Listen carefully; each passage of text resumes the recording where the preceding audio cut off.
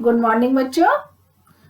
अब तक मैंने आपको दो बैलों की कथा की कहानी को पढ़ाया और उसमें बताया प्रेमचंद ने कि किस तरीके से दोनों बैल हीरा और मोती जूरी की सेवा करते थे और बैल भी दोनों बैल ही जूरी को प्यार करते थे और जूरी भी उन्हें उतना ही प्यार करता था, उनका खाने पीने का ध्यान रखता था। कि अचानक उसको उसको उनका साला गया अपने गांव में ले जाता है काम कराने को। एक बार वो उसका खूंटा तोड़ के जहां से बंधा होता है उसे तोड़कर आ जाते हैं दोनों, लेकिन अगले ही दिन फिर गया आता है और उन्हें गाड़ी में बांध के ले जाता है।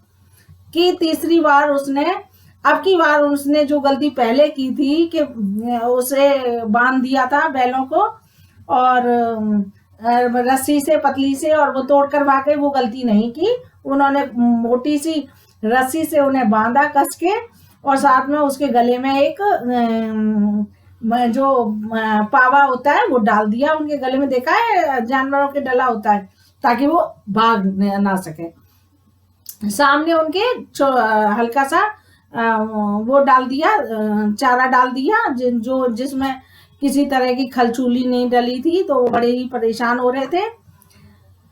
वो उन्हें खाते रहे कि उन्हें ये बर्दाश्त नहीं हुआ कि उनके गया के घर में एक छोटी सी लड़की थी जो रोटी देती थी और उसने उनकी रस्सी को खोल दिया। दोनों हीरा और मोती वहां से भाग खड़े होकर उन्होंने खेत में किस तरह से मटर वटर खाई, वो अब तक हमने ये कहानी पढ़ी। अब उससे आगे हम पढ़ना स्टार्ट करते हैं। तो उसके बाद उन्होंने क्या देखा, अरे यह क्या, कोई सांड डांकता चला आ रहा है। हाँ सांड, ये सामने से पहुंचा। दोनों मित्र बगले झांक रहे थे। सांड पूरा हाथी, उससे भिड़ना जान से हाथ ना धोना है, लेकिन ना भिड़ते तो भी जान बचती नहीं नजर आती। इसी तरफ आ रहा है। कितनी भयंकर सूरत है। मोती ने मुख भाषा में कहा, बुरे फंसे, जान बचेगी, कोई उपाय सोचो। हीरा ने चिंतित स्वर में कहा, अपने घमंड में भूला हुआ है, आरजू विनती ना सुनेगा, भाग क्यों ना चले। दोनों ने सामने से देखा एक सांड आ रहा है। सांड को देखकर दोनों डर गए। भागना कायरता है तो फिर यहीं रहो, बंदा तो 9-2-11 होता है, और जो दौड़ाए तो फिर कोई उपाय सोचो। चल, उपाय यही है कि हम दोनों जने एक साथ चोट करें। मैं आगे से रौंदता हूँ और तुम पीछे से रंगे दो।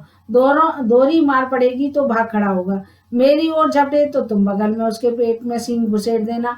जान जोखिम है पर दूसरा कोई उपाय नहीं। दोनों मित्र जान हथेलियों पर लेकर लपके। सांड को भी संकटित शत्रुओं को लड़ने का तजुर्बा नहीं था। वह भी एक शत्रु से मल्लयुद्ध करने का आदि था। जो ही हीरा पर झपटा, मोती ने पीछे से दौड़ाया। सांड उसकी तरफ मुड़ा तो हीरा ने रंगेदा। सांड चाहता तो एक एक करके दोनों को गिरा लेता, पर दोनों भी उस्ताद थे, उसे वे अवसर ना देते थे। एक बार भी सांड झल्लाकर हीरा का अंत न कर देने के लिए चढ़ा कि मोती ने बगल में आकर पेट में सींग भोंक दिए। सांड क्रोध में आकर पीछे भागा तो फिर हीरा ने उसके पहलू में सींग चुभो दिया। आखिर बेचारा जख्मी होकर भाग खड़ा हुआ। दोनों मित्रों ने दूर तक उनका पीछा किया, यहाँ तक कि सांड बेदम होकर गिर पड़ा। तब दोनों ने उसे छोड़ दिया। यानी सांड और हीरा और मोती में दोनों में घमासान युद्ध हुआ। दोनों कभी इधर से मार देते साइड से, कभी पीछे से मार देते, कभी सामने से। दोनों एक होकर उन्होंने सांड को हाथी जैसी आकृति वाले, यानी उन्होंने दिखाया, लेकर कहना चाहता है कि यूनिटी में इतनी ताकत है कि बड़ी से बड़ी विपत्ति को भी आसानी से जीत सकता है। जैसे कि दोनों जो सांड था वो आकार प्रकार में उनसे बड़ा था, ताकतवर नजर आ रहा था। इसके बावजूद भी दोनों ने यूनिटी दिखाई और उस सांड को क्या कर दिया, घायल करके नीचे गिरा दिया। दोनों मित्र विजय के नशे में झूमते चले जाते। मोती ने अपनी सांकेतिक भाषा में कहा, हीरा तो चाहता कि बच्चों को मार ही डालूं। हीरा ने तिरस्कार किया, गिरे हुए बैरी पर सींग न चलाना चाहिए, यह सब ढोंग है। बैरी को ऐसा मारना चाहिए फिर ना उठे। अब घर कैसे पहुंचेंगे वह सोचो, पहले कुछ खा लेते हैं तो सोचो। सामने मटर का खेत था, मोती उसमें घुस गया। हीरा मना करता रहा पर उसने एक ना सुनी। अभी 2-4 ग्रास खाए थे कि दोनों आदमी लाठी लिए दौड़ पड़े और दोनों मित्रों को घेर लिया। हीरा तो मेड़ पर था, निकल गया। मोती सींचे हुए खेत में था, उसके खुर कीचड़ में धंसने लगे, ना भाग सका मगर पकड़ लिया। हीरा ने देखा कि संगी संकट में तो लौट पड़ा, फंसेंगे तो दोनों फंसेंगे। रखवाले ने उसे भी पकड़ लिया। प्रातःकाल दोनों मित्र कांजीओस में बंद कर दी गई। हालांकि हीरा बच के निकल गया था, मेड़ पर पहुंच भी गया था, लेकिन उन्होंने देखा कि मोती के पैर कीचड़ में धंस गए और वो पकड़ा गया। तो हीरा भी उसको देखकर, अपने मित्र को परेशानी में देखकर छोड़ा नहीं बल्कि रुक गया। दोनों मित्रों को जीवन में पहली बार ऐसी सरीका पड़ी कि सारा दिन बीत गया और खाने को एक तिनका भी ना मिला। समझ ही नहीं आता कि ये कैसा स्वामी है। इससे तो गया फिर भी अच्छा था। यहाँ कई भैंसें थी, कई बकरियां, कई घोड़े, कई गधे, पर किसी के सामने चारा ना था। यह जमीन पर मुर्दों की तरह पड़े थे। कई तो इतने कमजोर हो गए कि खड़े भी नहीं हो सकते थे। एक बार पूछा गया था कि प्रश्न कि जो कांजीओस में कौन कौन जानवर थे, तो कौन कौन थे? बकरियां, भैंस, घोड़े और गधे, यानी ये चारों लोग थे, जाति के लोग। और उसमें उन्होंने देखा जब कांजीओस में उन लोगों ने क्या करा था, दोनों बैलों को कांजीओस में बंद कर दिया। कांजीओस में उन्होंने देखा ऐसा तो गया के घर में भी नहीं था। कम से कम सूखा भूसा तो मिलता था, पानी तो मिलता था, यहाँ वो सब भी नहीं मिल रहा था। वो बेचारे इतने कमजोर हो गए कि उनके बारे में कुछ भी नहीं कहा जाता। दोनों क्या करते थे, दोनों ने दीवार की नमकीन मिट्टी चाटनी शुरू की, पर इसमें क्या तृप्ति होती, वो मिट्टी खाते रहते थे। रात को जब कुछ भोजन ना मिला तो हीरा के दिल में विद्रोह की ज्वाला दहक उठी।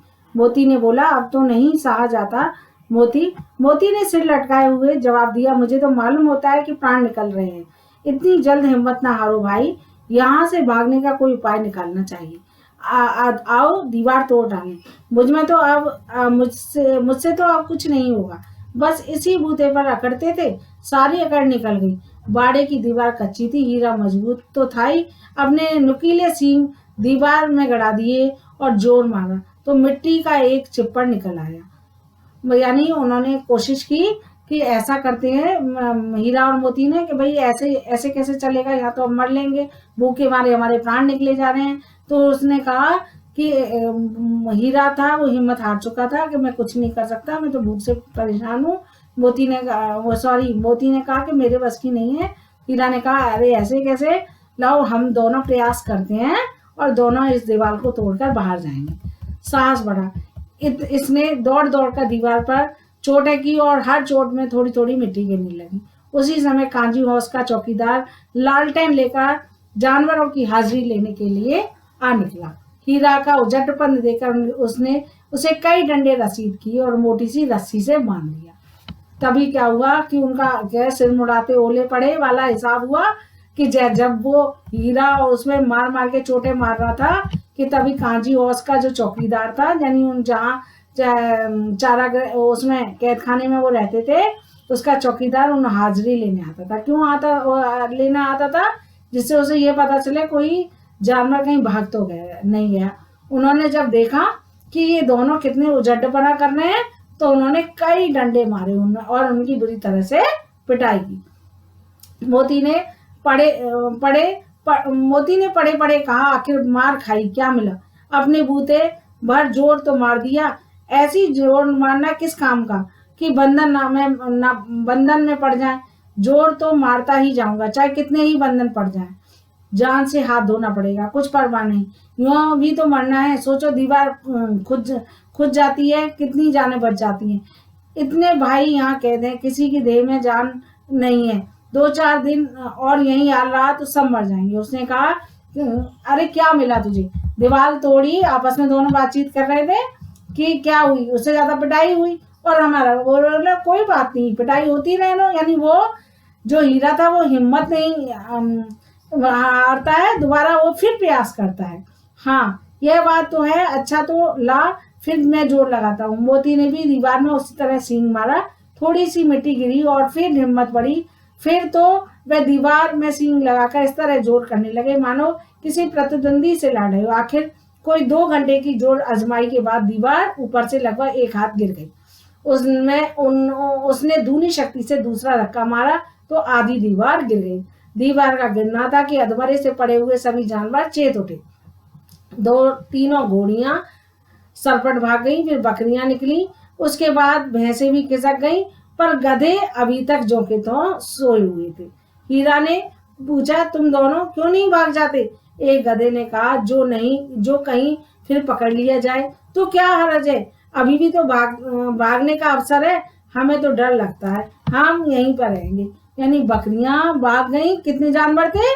3 बकरियां थी, घोड़ियां थी, और ये दोनों भैंसें भाग गई, लेकिन जो गधे थे जो पड़े हुए थे वो नहीं भागे। उनसे जब कहा दोनों गधों से, तुम क्यों नहीं भाग रहे? कह रहे नहीं, हम पकड़े जाएंगे, पिटेंगे, इससे अच्छा है कि हम ना जाएं। आधी रात के ऊपर जा चुकी, दोनों गधे अभी तक सोए पड़े सोच में रहे थे कि भागे या ना जाएं। फिर मोती अपने मित्र को रस्सी तोड़ने में लगा हुआ था। अब वह हार गया, तो हीरा ने कहा, तुम जाओ, मुझे यहीं पड़ा रहने दो, शायद कहीं भेंट हो जाए। मोती ने आंखों में आंसू भर के कहा, तुम मुझे इतना स्वार्थी समझते हो हीरा? हम और तुम इतने दिनों तक एक साथ रहे, आज तुम विपत्ति में पड़ गए तो मैं तुम्हें छोड़कर अलग हो जाऊं? हीरा ने कहा, बहुत मार पड़ेगी, समझ जाएंगे, यह तुम्हारी शरारत है। मोती घर से बोला, जिस अपराध के लिए तुम्हारे गले में बंधन पड़ा है, उसके लिए अगर मुझे मार पड़े तो क्या चिंता, इतनी तो हो ही गया कि 9-10 प्राणियों की जान बच गई, सब आशीर्वाद देंगे। यह कहते हुए मोती ने दोनों गधों के सींगों में मार मारकर बाड़े से बाहर निकाला और तब अपने बंधु के पास आकर सो रहा। भोर होते ही मुंशी और चौकीदार तथा अन्य कर्मचारी भी कैसी खलबली मच गई।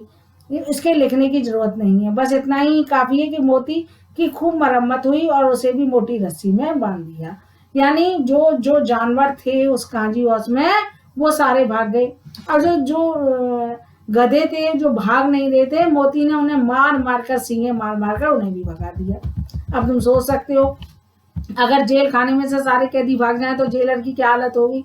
ऐसे ही कांजी और उसका जो चौकीदार था वो कितना परेशान हो गया ये देखकर कि सारे जानवर, उसने सारा गुस्सा हीरा और मोती पर निकाल दिया। एक तो हीरा पहले से मरा था, उन्होंने मोती को भी मोटी रस्सी से बांध दिया। अब क्या होता है, केवल अब कांजी हाउस में कौन बचे? केवल 2 जने, हीरा और मोती। 1 सप्ताह तक दोनों मित्र वहां बांधे गए, किसी ने चारे का एक तरण भी नहीं डाला, एक बार पानी दिखा दिया जाता था, यही उनका आधार था। दोनों इतने दुर्बल हो गए कि उठा तक नहीं जाता था, ठटनियां निकल आई थी, ठटनियां कहते हैं हड्डियां निकल आई थी। एक दिन बाड़ी के सामने डुगी बजने लगी और दोपहर होते होते वहां 50-60 आदमी जमा हो गए। जब दोनों मित्र निकाले तो उनकी देखभाल होने लगी, लोग आकर उनकी सूरत देखने लगे, मन फीका करके चले जाते। ऐसे मृतक बैलों को कौन खरीदार होगा। यानी एक दिन उन्होंने अचानक सुना कि कोई डुगडुगी बजा रहा है, नीलामी होती है तो आवाज करते हैं ना, ऐसे उन बैलों को लेकर 50-60 आदमी खड़े थे, लेकिन हर आदमी उनकी शक्ल को देखता था, वो इतने कमजोर हो गए थे कि कोई भी उन्हें खरीदना नहीं चाहता था। सहसा एक डडियल आदमी आया। ये भी पूछा जाता है कि डडियल की वेशभूषा बताइए कैसा था, कि डडियल आदमी कौन था। डडियल आदमी एक कसाई था जो उन जानवरों को लेने गया। सहसा एक डडियल आदमी जिसकी आंखें लाल थी और मुद्रा अत्यंत कठोर आया और दोनों मित्रों के कूलों में उंगली गोदकर मुंशी जी से बात करने लगे। उनका चेहरा देखकर अंतर्ज्ञान से दोनों मित्रों के दिल कांप उठे। वह कौन है और उन्हें क्यों टटोल रहा है, इस विषय में उन्हें कोई संदेह न हुआ कि दोनों ने एक दूसरे को भीत नेत्रों से, भीत यानी डरे हुए नेत्रों से देखा और सुना। दोनों ही समझ गए कि ये हमें जिस तरीके से प्यार से हाथ फैला रहा है ये कौन हो सकता है। यानी उन्हें भी एहसास हो गया ये एक कसाई है। हीरा ने कहा, गया के घर के नाग भागे, अब जान ना बचेगी। मोती ने अश्रद्धा के भाव से उत्तर दिया, कहते हैं भगवान सबके ऊपर दया करते हैं, उन्हें हमारे ऊपर क्यों नहीं दया नहीं आती। भगवान के लिए हमारा मरना जीना दोनों बराबर है। चलो अच्छा ही है, कुछ दिन उनके पास तो रहेंगे। एक बार भगवान ने उस लड़कों के रूप में हमें बचाया था, अब लड़की के रूप में हमें बचाया था, अब ना बचाएंगे। वे आदमी छुरी चलाएगा, देख लेना। तो क्या चिंता, मांस खाल किसी हड्डी सब किसी न किसी काम तो आ जाएंगे। नीलाम हो जाने के बाद दोनों मित्र उस डडियल के साथ चले। दोनों की बोटी बोटी कांप रही थी, बेचारे पांव तक ना उठा सकते थे, पर भय के मारे गिरते पड़ते भागे जाते थे, क्योंकि वे जरा भी चाल धीमी हो जाने पर जोर से डंडा जमा देता था। राह में गाय बैलों का एक रेवड़ा हरे भरे हरे हरे हार में चढ़ता नजर आया। सभी जानवर प्रसन्न थे, चिकने थे, चपल कोई उछलता, कोई आनंद से बैठा पांगुर करता था। कितना सुखी जीवन था इनका, पर कितने स्वार्थी हैं सब। किसी को चिंता नहीं कि उसके दो भाई बधे को हाथ पड़े कैसे दुखी हैं। सहसा दोनों ने ऐसा मालूम हुआ कि यह परिचित रहा है। हाँ, इसी रास्ते पर उन्हें ले गया था। वही खेत, वही बाग, वही किनारा, गांव मिलने लगे। प्रतिक्षण उनकी चाल में तेजी होने लगी। सारी थकान, सारी दुर्बलता गायब हो गई। यह लो, अपना ही हार और आ गया। इसी कुएं पर हम पुर चलाने आया करते थे, यही कुआं है। अचानक वो चलते गए। उन्होंने रास्ते में बहुत सारे जानवरों को देखा, लेकिन वो जानवर उनकी बिना परवाह किए हुए अपने में मस्त थे। ये देखकर उन्हें बड़ा बुरा लगा कि वो हमारी चिंता नहीं करते। अचानक आगे रास्ते पर उन्होंने क्या देखा कि वही पुराना कुआं और खेत वेत दिखाई देने लगे। मोती ने कहा, हमारा घर नगीच आ गया। हीरा बोला, भगवान की दया है, मैं तो अब घर भागता हूँ। यह जाने देगा, इसे मैं मार गिराता हूँ। नहीं नहीं, दौड़कर थान पर चलो, वहां से हम आगे नहीं जाएंगे। दोनों उन्मत्त होकर बछड़ों की बातें कुलेल करते हुए घर की ओर दौड़े।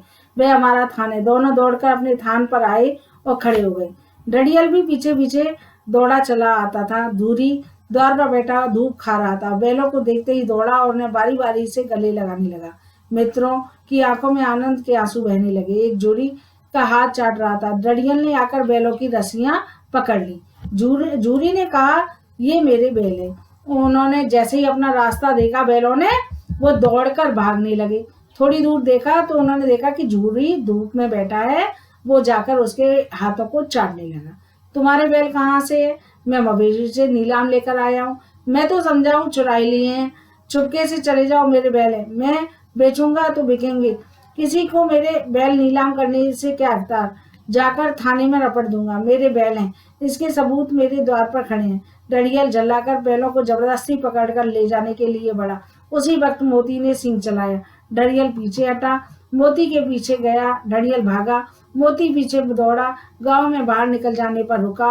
वह खड़ा डडियल का रास्ता देख रहा था। डडियल दूर खड़ा धमकियां दे रहा था, गालियां निकाल रहा था, पत्थर फेंक रहा था, और मोती विजयी शूर की भांति उसका रास्ता रोके खड़ा था। गांव के लोग यह तमाशा देखते और हंसते थे। यानी इस तरीके से मोती ने उनका सपोर्ट किया और उसे बचा लिया। जब डडियल हार कर चला गया तो मोती अकड़ता हुआ लौटा। हीरा ने कहा, मैं डर रहा हूँ, कहीं तुम्हें गुस्से में आकर मार ना बैठूं। अगर यह मुझे पकड़ता है तो मैं भी मारे ना छोड़ता। अब ना आऊंगा, आएगा तो दूर से ही खबर लूंगा कि देखूं कैसे ले जाता है। लो, जो गोली मरवा दूं, मर जाऊंगा पर उसके काम तो ना आऊंगा। हमारी जान की कोई जान ही नहीं समझता, इसलिए तो हम इतने सीधे हैं। जरा देर में नादों में खली, भूसा, चोकर और दाना भर दिया। दोनों दो मिलकर खाने लगे। चूड़ी खड़ा दोनों को सहला रहा था। 20 लड़के तमाशा देख रहे थे। सारे गांव उत्साह सा मालूम होता था। उसी समय मालकिन ने आकर दोनों के माथे चूम लिए। यानी इस तरीके से आपका ये चैप्टर खत्म हो गया कि किस तरीके से वो कितना बार बार, यानी इंसान को हिम्मत नहीं हारनी चाहिए कि बार बार अगर असफलता आती है तो बार बार प्रयास करना चाहिए। बार बार रसरी आवत जात से सिर पर पड़त निशान। अभ्यास के द्वारा बार बार प्रयास करने के बाद इंसान को सफलता अवश्य मिलती है। अब मैं जो PDF भेजूंगी, आप इसके क्वेश्चन आंसर्स करेंगे अपनी कॉपी में, और इसके अलावा चैप्टर को बड़े ध्यान से पढ़ेंगे, क्योंकि अब तक आपकी मिड में से क्वेश्चन आंसर्स नहीं आते थे, लेकिन अब आपको मिड में से क्वेश्चन आंसर्स छांटने होंगे, इसलिए बहुत ध्यान से चैप्टर को पढ़ना होगा। अब आइए, अब मैं पाठ्य पुस्तक से संबंधित प्रश्नों के बारे में संक्षेप में आपको बताना चाहती हूँ कि पहला क्वेश्चन है इसमें, कांजी हाउस में कैद पशुओं की हाजिरी क्यों ली जाती होगी? कांजी हाउस किसे कहते हैं? पशुओं को। जैसा कि आपको पता है, पशुओं की जेल को क्या बोलते हैं? कांजी हाउस। तो हाजिरी लेने, क्योंकि वो हाजिरी लेने आया था। एक बार आपने चैप्टर में पढ़ा था कि वो कांजी हाउस का चौकीदार आया और उसने मोती को तोड़ते हुए दीवार देख लिया और बहुत बुरी तरह से मारा। तो क्यों लेते हैं हाजिरी? हाजिरी इसलिए ली जाती है जिससे ये पता चले कि कहीं कोई पशु भाग तो नहीं गया। कोई इधर देखा है कि जेल में भी और उनकी कैदियों की हाजिरी ली जाती है, कोई इधर उधर तो नहीं चला गया। ऐसे ही काजी हाउस भी पशुओं की जेल है, उसमें ये जानकारी ली जाती है कहीं कोई कैदी पशु भाग तो नहीं गया। दूसरा क्वेश्चन है आपका, छोटी बच्ची को बैलों के प्रति प्रेम क्यों उमड़ आया? यानी जो छोटी बच्ची थी, जो गया के घर में रहती थी, जो एक एक रोटी देती थी, उसे देखकर बैलों को के प्रति उसको प्रेम क्यों बढ़ाया? छोटी बच्ची को तो क्यों बढ़ाया? क्यों उसे अच्छा लगता था कि वो एक एक रोटी दोनों बैलों के लिए ले जाती थी? वो प्रेम इसलिए उमड़ आया क्योंकि जो छोटी बच्ची थी उसकी भी बचपन में माँ खत्म हो गई थी, और जो सौतेली माँ थी वो उस पर अत्याचार करती थी। अत्याचार के कारण उसे अपना दर्द महसूस होता था उन बैलों में भी। यानी वो अपने घर से छोड़कर दूसरी जगह आ गए जहां उन्हें बहुत ज्यादा प्रताड़ित किया जाता था। ये देखकर छोटी बच्ची अपना रूप उन बैलों में देखती थी, इसलिए उसके मन में उनके प्रति प्रेम उमड़ आया, इसलिए वो एक एक रोटी उन्हें खिलाती थी। हालांकि उस रोटी से कुछ नहीं होता था, लेकिन फिर भी उनकी आत्मा की तृप्ति उन बैलों की उस रोटी के माध्यम से हो जाती। उन्हें एहसास होता था कि वहां पर कोई तो है जो उन्हें प्यार करता है।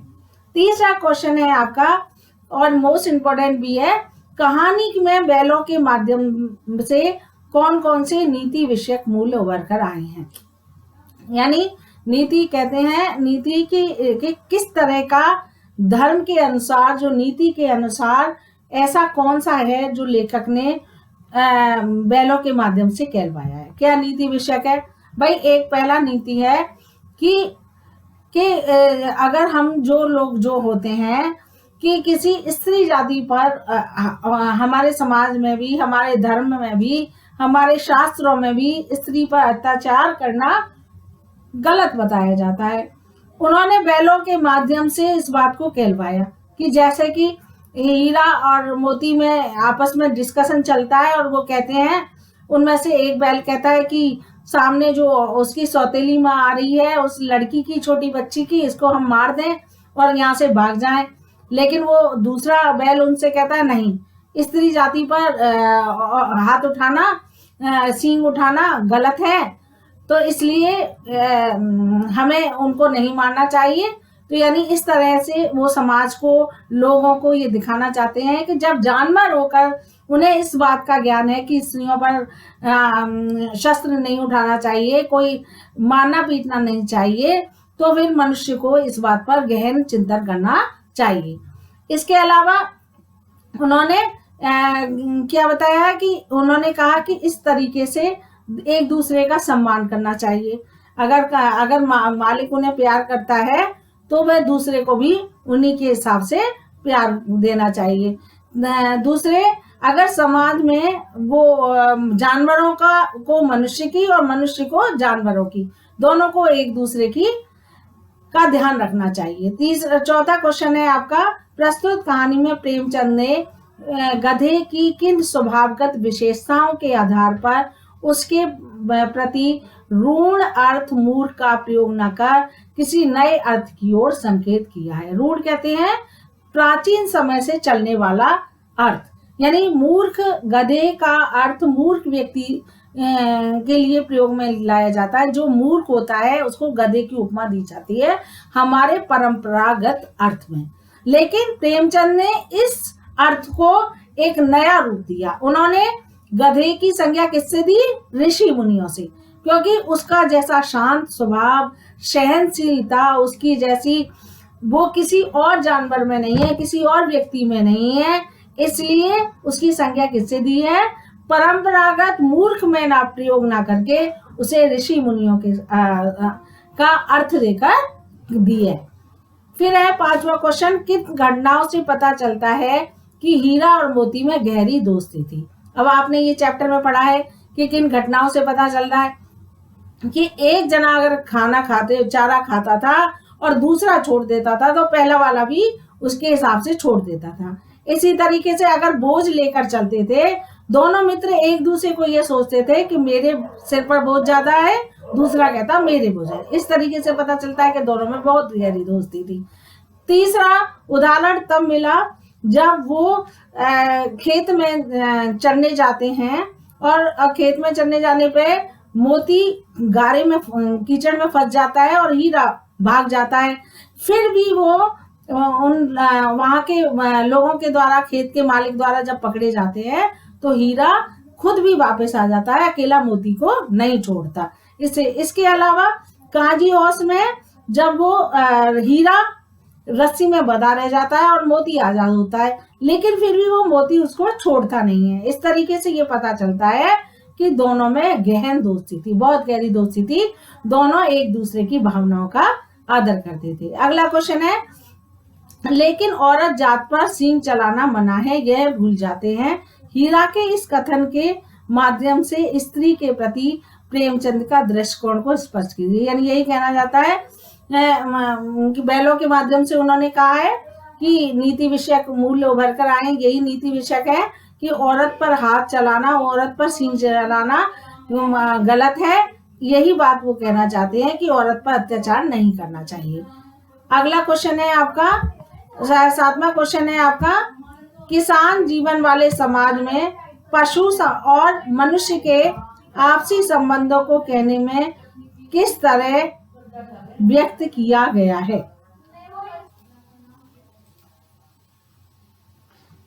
कहने का तात्पर्य यह है, किसान जीवन वाले समाज में और पशु में, दोनों में कैसे आपसी संबंध होते हैं। अब आप देखते हो कि झूरी जो है, अगर हम पशुओं का सम्मान नहीं करेंगे तो पशु काम नहीं करेंगे। जैसा कि गया के घर में वही हीरा मोती झूरी के घर में बड़े मन से काम करते थे, रूखा सूखा खाने को भी तैयार होते थे।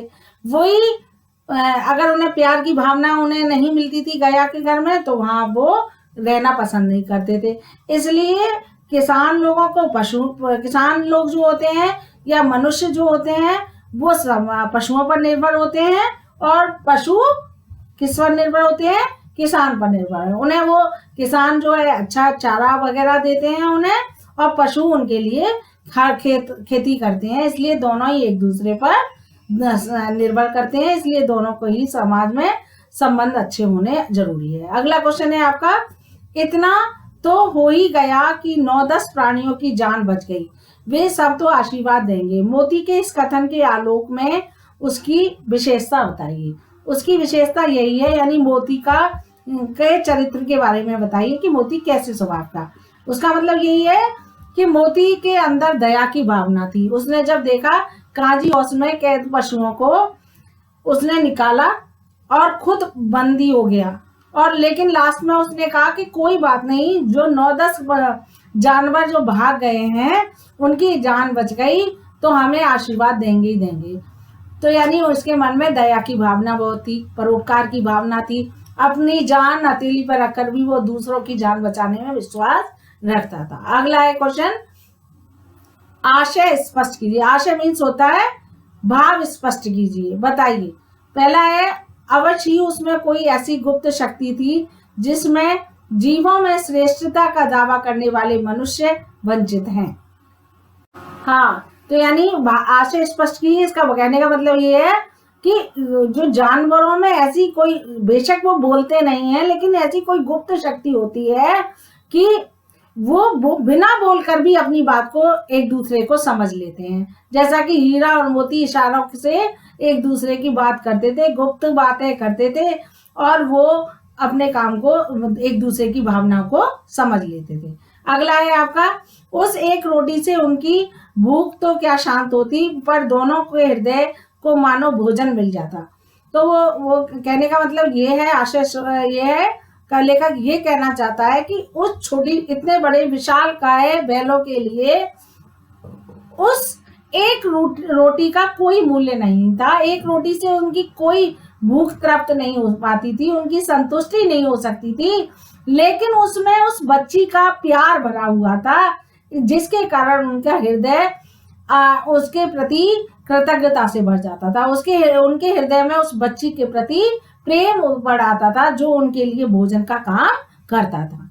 अब आगे है, गया ने हीरा को दोनों बार सूखा सूखा भूसा खाने को के लिए दिया, क्योंकि ये इस तरीके के क्वेश्चन आते नहीं है, इसलिए क्वेश्चन नंबर 10 आपको करना नहीं है, इस तरीके का नहीं आते। राइट है वैसे इस वाला। अगला है आपका, हीरा और मोती ने शोषण के खिलाफ, मोस्ट इंपोर्टेंट है, आवाज उठाई, लेकिन उसके लिए प्रताड़ना भी सही। हीरा मोती की इस प्रतिक्रिया पर तर्क सहित अपने विचार दीजिए, यानी अपने तर्क दीजिए। वैल्यू बेस्ड क्वेश्चन है कि हीरा और मोती ने शोषण, क्योंकि शोषण क्या किया था, गया ने उनका शोषण किया। हर बार उन्होंने क्या करा, जितनी बार उन्होंने कदम उठाया, उन्हें उससे ज्यादा उन्हें मार सहनी पड़ी। यानी जो शोषण के विरुद्ध आवाज उठाता है, उसे शोषण करने वाला और ज्यादा प्रताड़ित करता है।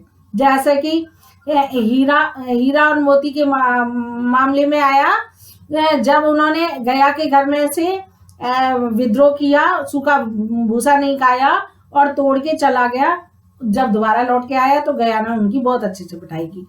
इसी तरीके से खेत में जब वो खा रहे थे, तब उन्हें उनकी बहुत ज्यादा उन्हें पिटाई हुई। वहां पर गए, शोषण के विरुद्ध उन्होंने दीवार तोड़ी हीरा और मोती ने, तो काजी हौस के जो चौकीदार था, उन्होंने और उसकी बहुत ज्यादा टुकाई की और अच्छी वाली पिटाई की, जिसके कारण उन्हें और ज्यादा मार सहनी पड़ी। तो कहने का लेखक यही कहना चाहता है, जो शोषण के विरुद्ध आवाज उठाता है, तो शोषण करने वाला व्यक्ति उसे और ज्यादा प्रताड़ित करता है, ताकि वो उसकी आवाज दब जाए। क्या आपको लगता है कि यह कहानी आजादी की लड़ाई की ओर संकेत है? हाँ, बिल्कुल लगता है, क्योंकि जिस तरीके से लेखक, ये कहानी उस समय लिखी गई है जब देश आजाद नहीं हुआ, कि जिस तरीके से वो लेखक बैलों के माध्यम से कहना चाहता है कि हीरा और मोती कैद खाने में हो गए, यानी परतंत्र जीवन जी रहे थे, लेकिन उन्होंने मार सहन करी, परेशानी सहन करी, यातनाएं सहन करी, प्रताड़ना सहन करनी, लेकिन इसके बावजूद भी वो बराबर प्रयास करते रहे, चाहे वो काजी हौस हो या गया का घर। उन्हें विद्रोह करने पर बार बार उन्हें प्रताड़ना सहन करी, बार बार उन्हें उससे ज्यादा सताया गया, इसके बावजूद भी वो बराबर प्रयास करते रहे, और लास्ट में क्या हुआ, उन्हें आजादी मिली, उन्हें सुख मिला। इसी तरह से वो लेखक कहना चाहता है कि आजादी के जो दीवाने हैं, अगर वो बार बार प्रयास करते हैं तो क्या होगा, परतंत्रता की बेड़ियां उनकी अवश्य ही कटने में सहायक होंगी। तो इतना ही मैं कहना चाहूंगी। आप इन सारे प्रश्नों के उत्तर को मैं पीडीएफ भेज रही हूँ, उस पीडीएफ में से सारे प्रश्नोत्तर अपनी कॉपी में करेंगे और इस चैप्टर को अच्छी तरह से पढ़ेंगे। धन्यवाद।